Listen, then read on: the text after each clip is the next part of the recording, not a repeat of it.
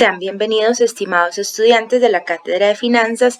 Vamos a dar inicio al capítulo 2 de nuestro curso Finanzas de Corto Plazo. En este vamos a ver los análisis de los estados financieros, con las razones financieras y análisis vertical y horizontal. Mi nombre es Catalina Gómez, tutora de la Cátedra de Finanzas. A manera de preámbulo vamos a ver cada una de las partidas que componen los estados financieros. Vamos a iniciar con el balance general. Podemos ver acá que nuestro balance general inicia con los activos circulantes. A esto se le llama la inversión que circula a diario. De estas cuentas de los activos circulantes se dice que el inventario es la menos líquida. ¿Y qué significa que sea la menos líquida? Es la que se convierte en efectivo en una manera menos rápida, o sea, que tarda más en convertirse en efectivo. Seguidamente tenemos el activo fijo neto. Este se puede decir que es la inversión que permanece. Este lo obtenemos restando del activo fijo bruto la depreciación y obtenemos dicho activo fijo neto. De este lado tenemos el pasivo y el patrimonio. Podemos ver acá las cuentas por pagar a los proveedores, los documentos por pagar al banco y otros pasivos. Se dice que es la deuda que cambia a diario. Posiblemente nuestros proveedores se acerquen a la empresa para la cancelación total de sus facturas en un corto plazo, igualmente el banco e igualmente otras deudas. Y finalmente tenemos la deuda de largo plazo, la deuda que permanece, y el patrimonio, que es el aporte de los dueños. Ahora vamos a ver un estado de resultados. A diferencia del balance general, el estado de resultados inicia con las ventas. Le restamos el costo de ventas y obtenemos la utilidad bruta. Esta parte puede decirse que es lo que la empresa vendió. Seguidamente restamos los gastos operativos, tales como sueldos, salarios, alquileres y depreciación. Esto es, cuánto le costó a la empresa. Y finalmente podemos ver la utilidad neta. Esto es después de haber quitado los intereses y los impuestos. Entonces podemos decir que es lo que ganó o lo que perdió dicha empresa. Ahora podemos entrar en materia de razones financieras. El concepto de razón financiera dice que es un índice que relaciona dos números contables y se obtiene dividiendo uno entre otro. En nuestras palabras podemos decir que vamos a tomar de los diferentes estados financieros las partidas y las vamos a dividir entre sí para poder sacar un índice y poderlo comparar de un año a otro y hacer conclusiones de la situación financiera de la empresa. Ahora vamos a hacer ejemplos de razones financieras, su significado e interpretación. Podemos ver acá la razón corriente. La razón corriente es el activo circulante entre el pasivo circulante. Esta razón lo que nos dice es la capacidad de pago en el corto plazo. Significa que conforme la deuda se va venciendo, la empresa tiene o cuenta con el efectivo necesario para poder hacer frente a esa deuda. A mayor razón, mejor posición de liquidez. Seguido tenemos la razón rápida. La razón rápida es exactamente la misma razón corriente, la anterior que vimos. En este caso le vamos a restar el inventario. ¿Por qué lo vamos a restar? Porque esta razón lo que nos dice es la capacidad de pago en el corto plazo con recursos convertibles rápidamente en efectivo. Acordémonos que el inventario es la cuenta que cuesta más que se convierta en efectivo, o mejor dicho, es la cuenta que tarda más en convertirse en efectivo. A mayor razón, mejor posición de liquidez o existencia de mucho efectivo y cuentas por cobrar. Seguidamente tenemos la rotación de inventarios. La rotación de inventarios está dada por el costo de ventas entre el inventario. Este se puede decir entonces que es las veces que el inventario se vende o se renueva en el periodo. También se puede decir que es las veces en que el inventario se ha convertido en cuentas por cobrar. Nos da una idea además de la liquidez del inventario. A mayor razón, mayor eficiencia en la administración de los inventarios. Seguidamente tenemos la rotación de inventarios en días. Tomamos sencillamente los días del año, podemos usar 365 o 360 de año comercial y lo dividimos entre la rotación de inventarios. Esto entonces se refiere a los días que pasan antes de que el inventario se convierta en cuentas por cobrar. Ahora tenemos la rotación de cuentas por cobrar. La rotación de cuentas por cobrar son las ventas netas a crédito anuales entre las cuentas por cobrar. Esto nos proporciona un panorama de la calidad de las cuentas por cobrar y qué tan exitosa es la empresa en sus cobros. Es el número de veces en que las cuentas por cobrar se han convertido en efectivo en un año, o bien en el tiempo en el que está establecido el estado financiero. Por otra parte, podemos ver el periodo promedio de cobro. El periodo promedio de cobro es los días en el año entre la rotación de las cuentas por cobrar. Por lo que, si las cuentas por cobrar se convierten, por ejemplo, en efectivo 6 veces al año, quiere decir que la empresa recoge sus dineros cada 2 meses. Con este ejemplo concreto podemos entenderlo muy bien.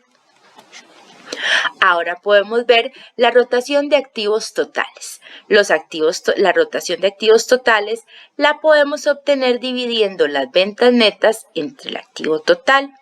Esto es un índice que mide la efectividad con que la empresa utiliza sus activos para generar ventas. A mayor razón, existe una mayor eficiencia en la utilización de los activos. Tenemos seguidamente la razón entre deuda y capital. Esta está dada por la deuda total dividida entre el capital de accionistas. Esto es el grado en que se usa el dinero prestado por cada colón de aporte de los socios. Quiere decir que cuanto más baja, más alto es el nivel de financiamiento aportado por los socios. Tenemos también la razón entre deuda y activos totales. La razón de deuda la podemos definir dividiendo la deuda total entre los activos totales. Esto es, entonces, el grado en que se usa el dinero prestado para financiar los activos totales. A mayor razón, mayor cantidad de uso de dinero prestado para financiar los activos totales. Tenemos también el margen de ganancia bruta. Esta es la ganancia bruta dividida entre las ventas netas. Podemos interpretar esta razón como una interpretación más bien del costo de ventas, porque si tenemos un margen de ganancia bruta muy bajo en nuestro estado de resultados, quiere decir que las ventas fueron absorbidas en su mayor parte por los costos de ventas. Significa cuánto están absorbidas las ventas por los costos de ventas. A mayor razón, menor es el costo de ventas. Tenemos por otra parte la razón de cobertura de intereses. Esta la obtenemos dividiendo la utilidad antes de intereses e impuestos entre los gastos de interés. Esto lo que nos dice son las veces en que puedo cubrir los intereses con la utilidad antes de intereses e impuestos, por lo que es en realidad la capacidad de pago de intereses por parte de la empresa. Y finalmente tenemos el margen de ganancia neta. Aquí sencillamente dividimos la ganancia neta después de impuestos entre las ventas netas. Es el porcentaje de ventas que queda a la empresa luego de deducir todos los costos y gastos. A mayor razón, mejor capacidad para generar utilidades. Ahora bien, vamos a hacer un análisis del balance general y estado de resultados con dichas razones financieras. Vamos a tener aquí entonces nuestro estado de resultados de la empresa La Piedra Preciosa S.A. Lo importante es que notemos que está para un semestre, del 1 de julio al 31 de diciembre. Igualmente tenemos el balance general que está dado en semestres también. Vamos a hacer entonces la razón rápida. Entonces vamos a poner acá, acordémonos que la razón rápida es el activo corriente menos el inventario entre el pasivo corriente. Por lo que vamos a tomar el activo corriente del balance general, el cual es de 138.300. Vamos a restar el inventario, también tomado del balance general, de 82.000, entre el pasivo corriente, que lo vamos a tomar también del balance general, de 75.000. Esto nos va a dar una razón del 75%. Acordémonos que esta razón lo que nos dice es la capacidad de pago de la empresa en el corto plazo con sus activos más líquidos. Por eso es que quitamos el inventario. Entonces aquí lo podemos ver que la empresa cubre con sus activos más líquidos su deuda de corto plazo en menos de una vez, o bien tiene la capacidad de pagar su deuda conforme se le vence en un 75%. Ahora tenemos la rotación de inventarios.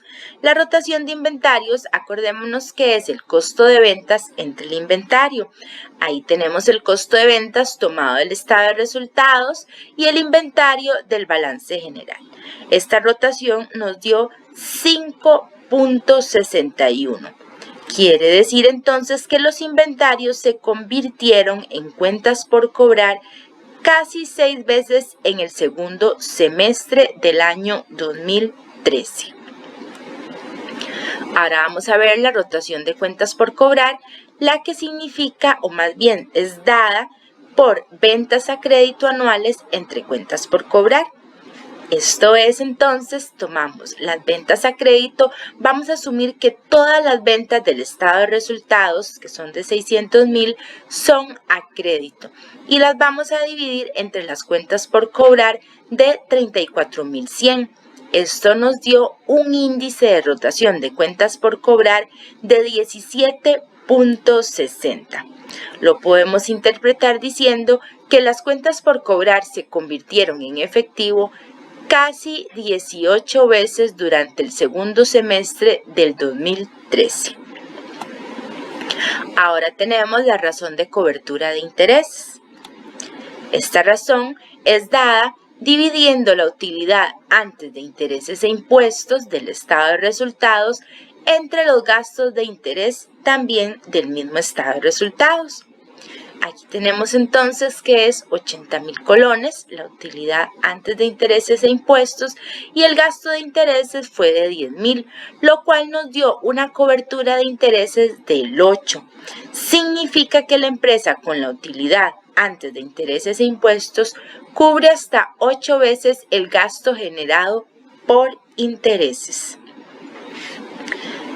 También tenemos la razón entre deuda y activo total, la cual está dada por la deuda total entre el activo total. La deuda total tomada del balance general de 225.000 dividido entre el activo total de 408.300 nos da un 55%, lo cual se puede decir que el porcentaje de activos que está siendo financiado por medio de terceros es de 55%, lo cual significa que el resto es financiado con capital de socios. Y finalmente tenemos el margen de utilidad bruta. Este es dividir la ganancia o utilidad bruta entre las ventas. Lo tomamos entonces del estado de resultados, 140.000 de ganancia bruta, dividido entre 600.000 que son las ventas, y lo cual nos dio un 23% de margen de utilidad bruta. Acordémonos que esta razón lo que nos pone de relieve es la importancia de los costos de ventas, por lo que si hubo una utilidad bruta del 23%, restado a un 100%, el 77% fue de los costos de ventas. Entonces se puede decir que la ganancia o utilidad bruta es del 23%, lo que significa que un alto porcentaje de las ventas es absorbido por el costo de bienes vendidos, el cual es un 77%. Hasta aquí llegamos a nuestra primera parte del capítulo 2. Hicimos un análisis de los estados financieros con las razones financieras. En la segunda parte del video vamos a hacer los análisis horizontal y vertical.